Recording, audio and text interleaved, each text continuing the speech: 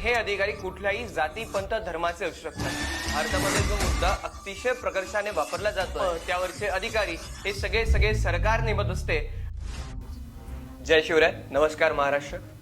गेल्या अनेक काळापासून या राजकीय घोडदौडीमध्ये भारतामध्ये जो मुद्दा अतिशय प्रकर्षाने वापरला जातोय तो मुद्दा म्हणजे हिंदुत्वाचा, ज्या मुद्द्यावरती गेल्या दशकामध्ये अनेक पक्षांनी स्वतःच्या सत्तेच्या खुर्च्या या गरम ठेवलेल्या आहेत।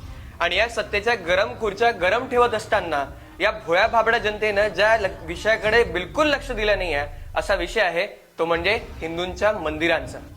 गेल्या अनेक काळापासून हिंदूंची मंदिरं ही सरकारी ताब्यात असून त्यावरती हिंदूंच्याच मालकीचा अधिकार नाही।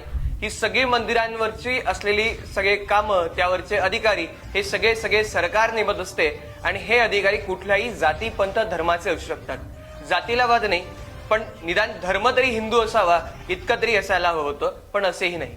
एवढंच नव्हे तर या सगळ्या सरकारी ताब्यामध्ये या संपूर्ण मंदिरांच्या जागा, या संपूर्ण मंदिराचा परिसर, त्यामधली मूर्ती आणि तिथले पुजारी या सगळ्यांवरचा अधिकार सुद्धा सरकारला।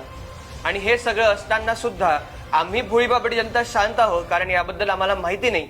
आणि ज्यांना माहिती आहे असे सत्तेत बसलेले सत्ताधारी हिंदुत्वावरती जिंकून येतात, स्वतःच्या सत्तेच्या खुर्च्या वरती गादी टाकून बसतात, मात्र या मंदिराच्या मुद्द्यावर कधीच काही बोलत नाही आणि मंदिर अजूनवर मुक्त झालेले नाहीत। मग अशा मंदिरांना मुक्त करण्यासाठी वर्तमान काळात कुठला पक्ष आम्हाला हमी देतोय याचा विचार हिंदुत्वावरती मत देणाऱ्या मतधारकांनी सगळ्यात आधी करणं आवश्यक आहे। तर महाराष्ट्र, आता तुम्ही सांगा, हिंदुत्वावरती मत देत असताना तुमचा नेमका कौल कुठं जाणार? मुक्त मंदिर करणाऱ्या पक्षाकडं की फक्त हिंदुत्वाच्या नावाखाली मत मागणाऱ्या पक्षाकडं? नमस्कार।